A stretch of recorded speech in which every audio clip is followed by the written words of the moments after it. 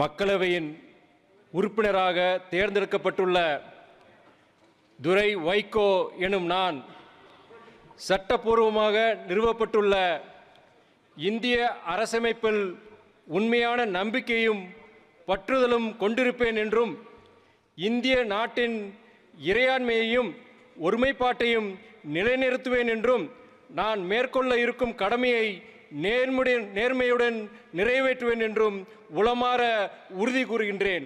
வாழ்க சமூக நீதி அரசியல், வாழ்க சமத்துவம், வாழ்க மத சார்பின்மை, பரவட்டும் மனிதநேயம்.